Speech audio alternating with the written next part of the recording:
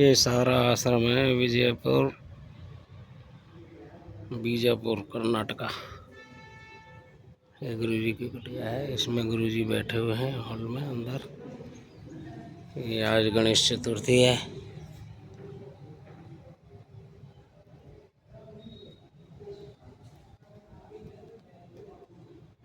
गणेश जी बिठा रखे हैं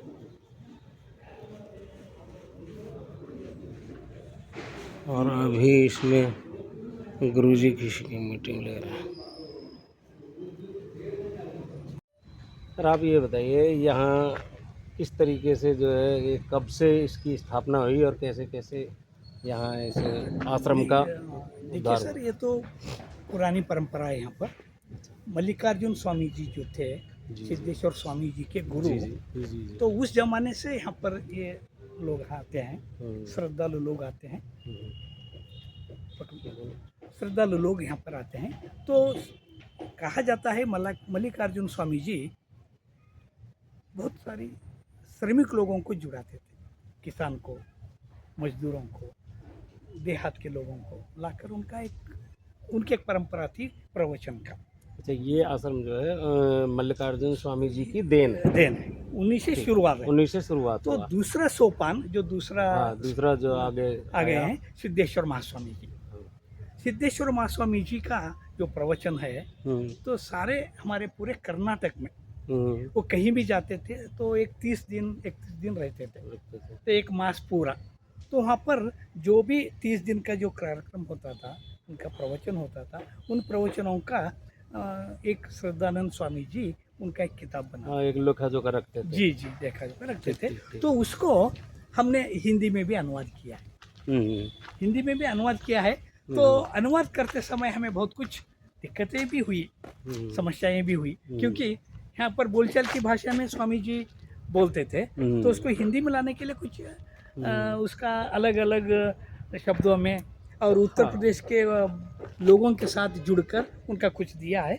तो पहला हमने गुणदर्शन, अंतरंग कृषि, आनंद योग, भगवत चिंतन, गेलुविन जीवना, नुड़ी मुत्तु, ये 5 प्रतियां हमने निकाली, बुक प्रिंट हो चुकी है। तो 2 साल के पहले जब स्वामी जी का यहाँ से स्वामी जी चले गए, उसके बाद जो पहला जो हमने गुरुवंदन किया, उनको नमन किया, तो पहले साल में ही हमने 5 किताबें लाकर, तो इसका उद्देश्य ये रहा कि केवल कर्नाटक के लिए हमारे स्वामी जी सीमित न हो, तो ऐसे ही संसार में सभी जगह पर, क्योंकि वो कबीर के तत्व के थे।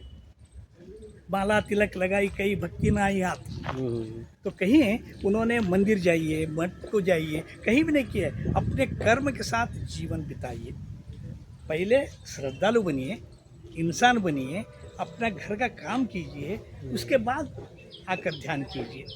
तो ये अब ये इस टाइम जो महंत जी हैं, इनका क्या नाम? बसवलिंग स्वामी जी। अब ये स्वामी जी जाने के बाद यहाँ पर ये आश्रम के गुरु अध्यक्ष बने हुए हैं। अध्यक्ष हैं वो बसवलिंग स्वामी जी, जो उनके जो कार्य थे उन्हीं के कार्यों को ये आगे लेकर चल रहे हैं। यहाँ पर एक बहुत बड़ा लाइब्रेरी है, ग्रंथालय है, और दूसरी तरह ग्रंथालय में बहुत सारे प्रवचनों की किताबें हैं, धर्म की किताबें हैं। और यहाँ पर क्या क्या है? इस आश्रम में देखिए शायद एक 30 एकड़ ये भूमि है। एक बड़ा स्वामी जी का एक उनका रहने का एक कुटिया है। तो दूसरी कुटिया में आजकल के स्वामी जी रह रहे हैं। तो यहाँ पर दिखाई दे रहा है ये मल्लिकार्जुन स्वामी जी का उनकी समाधि है यहाँ पर। ठीक। तो यहाँ पर हर पूर्णिमा के दिन उनकी पूजा होती है, प्रवचन होते हैं, आरती होती है। तो उसके संग संग और हर दिन स्वामी जी यहाँ पर रहते हैं। जहाँ पर दूसरे कार्यक्रम है वहाँ पर जाएंगे तो और तुरंत आकर आश्रम में बैठते हैं। चलो बोलो। तो उनके दर्शन के लिए आते रहते हैं। और इनका भी एक सात्विक जीवन है। 3 साल से हमें बहुत नज़दीक से देखते हैं। जो पहले जो स्वामी जी के जो मार्ग था, उसी मार्गदर्शन में ये स्वामी जी भी चल रहे हैं। तो साहित्य, संस्कार, संस्कृति, इन सब के साथ इनका बहुत ही श्रद्धालु।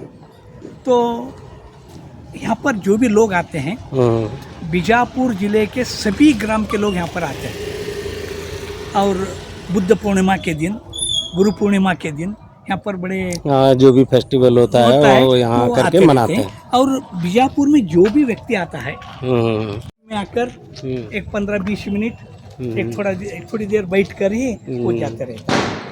तो और हाँ, स्वामी लोगों को यहाँ थोड़ा बिना तो मेरे- लोगों को आस्था है, हाँ। तो उस आस्था को लेकर के हाँ। यहाँ शायद देखिए स्वामी जी गुरु पूर्णिमा के लगभग एक मास में 30 दिन कम से कम 5-10 हजार लोगों तक आकर बैठते थे। ठीक 6 बजे उनका कार्यक्रम शुरू होता था सुबह में, 6 बजे से 7 बजे तक बराबर 1 घंटे भर।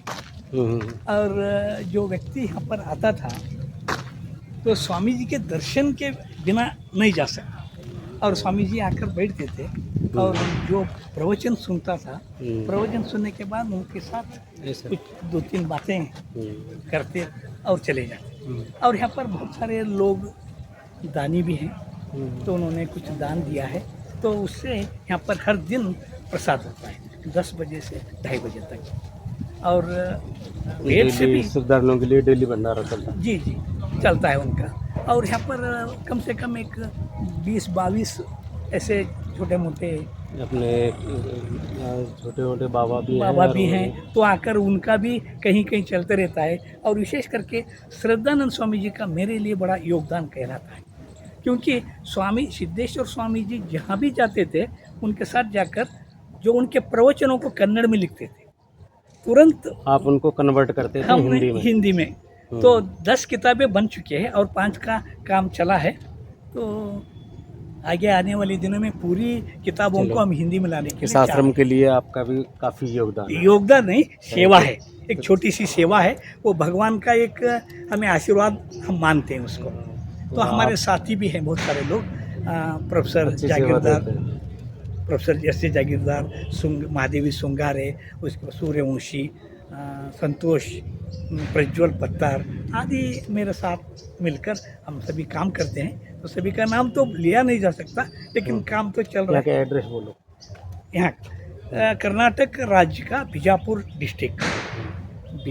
डिस्ट्रिक्ट में ये सोलापुर रोड, तो उसका आश्रम कहेंगे तो ये आदर्श नगर में पड़ता है। आदर्श नगर के लगा हुआ है, ये आदर्श नगर के साथ में जुड़ा हुआ है। आश्रम कहते हैं, आश्रम का नाम ज्ञानाश्रम कहते हैं। तो ज्ञानाश्रम जब तक स्वामी जी थे, स्वामी जी का तो ये कर्नाटक के बीजापुर में ज्ञान आश्रम है, और यहाँ काफ़ी रोचक है, यहाँ पर देखने को मिलता है। लेकिन ये भाई साहब यहाँ सेवा देते हैं, इनको अच्छी हिंदी भी आती है। वैसे तो सारे कन्नड़ लैंग्वेज बोलते हैं, लेकिन ये मुझे मिले हैं तो इनकी बहुत अच्छी सेवा है। क्या नाम है आपका? शंभू मेहरवाड़े। इनकी जो है इस आश्रम के लिए अच्छा योगदान है, अच्छी सेवा देते हैं, और जो है हिंदी में कन्वर्ट करके सबसे बात भी करते हैं। Thank you. नमस्कार।